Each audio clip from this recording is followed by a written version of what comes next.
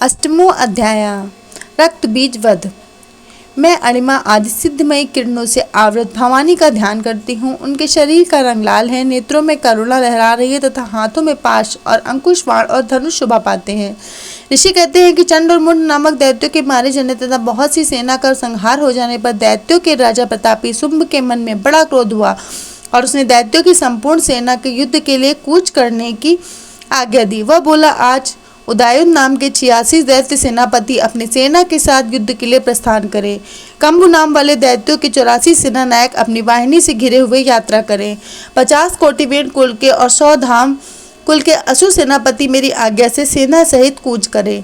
कालक दोहार्द मौर्य और काल के असुर भी युद्ध के लिए तैयार हो जाएं और मेरी आज्ञा से तुरंत प्रस्थान करें। भयानक शासन करने वाले असुर राज शुंभ इस प्रकार आज्ञा दे, सहस्त्रों बड़ी बड़ी सेनाओं के साथ युद्ध के लिए प्रस्थित रहे। उसकी अत्यंत भयंकर सेना आती देख चंडिका ने अपने धनुष की टंकार से पृथ्वी और आकाश के बीच का भाग गुंजा दिया। राजन तदंतर देवी के सिंह से बड़े जोर जोर से दहाड़ना आरंभ किया। फिर अंबिका ने घंटे के शब्द से उस ध्वनि को और भी बढ़ा दिया। धनुष की टंकार, सिंह की दहाड़ और घंटे की ध्वनि से संपूर्ण दिशाएं गूंज उठी। उस भयंकर शब्द से कालीन अपने विकराल मुखों से और भी बढ़ा लिया तथा इस प्रकार वे विजयनी हुए। उस तुमुल नाद के सुनकर दैत्यों ने बड़ा ही चारों ओर से आकर चंडिका देवी, सिंह तथा काली देवी को क्रोधपूर्वक घेर लिया। राजन, इसी बीच में असुरों के विनाश तथा देवताओं के अभ्युदय के लिए ब्रह्मा, शिव, कार्तिकेय, विष्णु तथा इंद्र आदि देवों की शक्तियां जो अत्यंत पराक्रम और बल से संपन्न थीं, उनके शरीरों से निकलकर उन्हीं के रूप में चंडिका देवी के पास गए। जिस देवता का जैसा रूप हुआ, जैसी वेशभूषा और जैसा वाहन है, ठीक वैसे ही साधनों से संपन्न हो उसकी शक्ति असुरों से युद्ध करने के लिए आई। सबसे पहले हंस युक्त विमान पर बैठी हुए अक्षसूत्र और कमंडलों से सुशोभित ब्रह्मा जी शक्ति उपस्थित हुए, जिसे ब्रह्मांडी कहते हैं।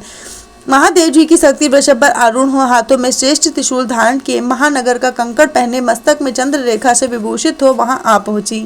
कार्तिकेय जी की शक्ति स्वरूपा जगदम्बा उन्हीं का रूप धारण किए श्रेष्ठ मयूर पर आरूढ़ हो, हाथों में शक्ति लिए दैत्यों की युद्ध करने के लिए आई। इसी प्रकार भगवान विष्णु की शक्ति गरुड़ पर विराजमान हो, शंख, चक्र, गदा, शांख, धनुष तथा खड़ग हाथ में लिए वहां आए। अनुपम यज्ञ वराह का रूप धारण करने वाली श्री हरि की जो शक्ति है, वह भी वराह शक्ति शरीर धारण करके वहां उपस्थित हुई।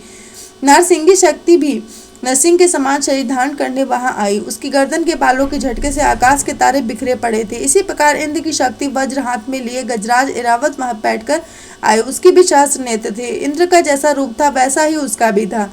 तदंतर उन देव शक्तियों से घिरे हुए महादेव जी ने चंडिका से कहा, मेरी प्रशंसा के लिए तुम शीघ्र ही उन असुरों को संहार करो। वराही शक्ति ने कितनों को अपने थूथन से मारकर नष्ट किया। दांतों के दाढ़ों के अग्रभाग से कितनों को छाती छेद डाली, तक कितने ही दैत्य उसके चक्र की चोट से विदीर्ण होकर गिर पड़े। नरसंगी भी दूसरे महादैत्यों को अपने नखों से विदीर्ण करके खाती और सिंहनाद से दिशाओं और आकाश को गुंजाती हुई युद्ध में विचरने लगी। कितने ही असुर शिवदेवती के प्रचंड अट्टहास के अत्यंत भयभीत हो पृथ्वी पर गिर पड़े और गिरने पर उसने शिवदूती से उस समय अपना ग्रास बना लिया। इस प्रकार क्रोध में भरे हुए मात्रगणों को नाना प्रकार के उपायों से बड़े असुरों का मर्दन करते देख दैत्य सैनिक भाग खड़े हुए। मात्रगणों से पीड़ित दैत्यों की युद्ध से भागते हुए देख रक्तबीज नाम महादैत्य क्रोध में भरकर युद्ध करने के लिए आया। उसने शरीर जब रक्त की बूंद पृथ्वी पर गिरी, तब उसी ने समान शक्तिशाली एक दूसरा महादैत्य पृथ्वी पर प्रकट हो जाता है। महासुर रक्तबीज हाथ में गदा लेकर इंद्री के साथ युद्ध करने लगा। तब इंद्री ने अपनी वज्र से रक्तबीज को मारा। वज्र से घायल होने पर उसके शरीर से बहुत सा रक्त चूने लगा और उसी के समान रूप तथा पराक्रम वाले योद्धा उत्पन्न होने लगे। उसके शरीर से रक्त की जितनी बूंदें गिरी, उतने ही पुरुष उत्पन्न हो गए। वे सब रक्तबीज के समान ही वीरवान, बलवान तथा पराक्रमी थे। वे रक्त से उत्पन्न होने वाले पुरुष भी अत्यंत भयंकर अस्त्र शास्त्रों प्रहार करते हुए वह मात्रगणों के साथ घोर युद्ध करने लगे। पुनः वज्र के प्रहार से जब उसका मस्तक घायल हुआ, तब रक्त बहने लगा और उसने हजारों पुरुष उत्पन्न हो गए। वैष्णवी ने युद्ध में रक्तबीज चक्र का प्रहार किया और इंद्री ने उस दैत्य सेनापति गदा को चोट पहुंचाई।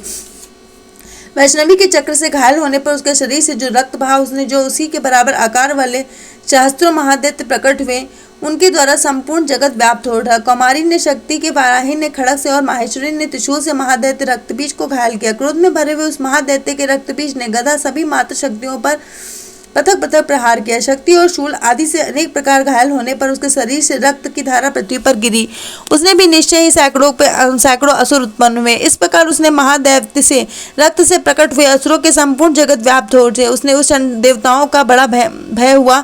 देवताओं को उदास देख चंडिका ने काली से शीघ्रता पूर्वक कहा, चामुंडे तुम अपना मुख और भी फैलाओ तथा मेरे सहस्त्रपाद से गिरने वाले रक्त बिंदुओं और उसके उत्पन्न होने वाले महादैत्यों को तुम अपने इस उतावले मुख से खा जाओ। इस प्रकार रक्त से उत्पन्न होने वाले महादैत्यों का भक्षण करती हुई तथा रण में विचरती हुई, ऐसा करने से उस दैत्य का सारा रक्त क्षीण हो जाने पर वह स्वयं भी नष्ट हो जाएगा। उन भयंकर दैत्यों को जब तुम खा जाओगी तब दूसरे नए दैत्य उत्पन्न नहीं हो सकेंगे। काली से योग कहकर चंडिका देवी ने शूल से रक्त बीज को मारा और काली ने अपने मुख से उसका रक्त ले लिया। तब उसने वहां चंडिका पर गदा से प्रहार किया, किंतु उन गदपात ने देवी को तनिक भी वेदना नहीं पहुंचाई। रक्त बीज के घायल होने पर शरीर बहुत सख्त गिरा, किंतु जो ही वहां गिरा तो ही चामुंडा ने उसे मुख में ले लिया। रक्त गिरने से काली के मुख में जो महादैत्य उत्पन्न हुए उन्हें भी वह चट कर गई और उसने रक्त बीज का रक्त भी पा लिया। तदंतर देवी ने रक्त बीज से जिनका रक्त चामुंडा पी गई थी वज्रपाण, खड़ग तथा ऋषि आदि से मार डाला। राजन इस प्रकार शस्त्रों के समुदाय से आहत रक्तहीन हुए महादैत्य रक्त बीज पृथ्वी पर गिर पड़ा। नरेश्वर इसमें देवताओं के अनुपम हर्ष की प्राप्ति हुई और मात्रगण उन शस्त्रों के रक्तपान के मत से उद्यत होकर नृत्य करने लगा। इस प्रकार से मार्कंडेय पुराण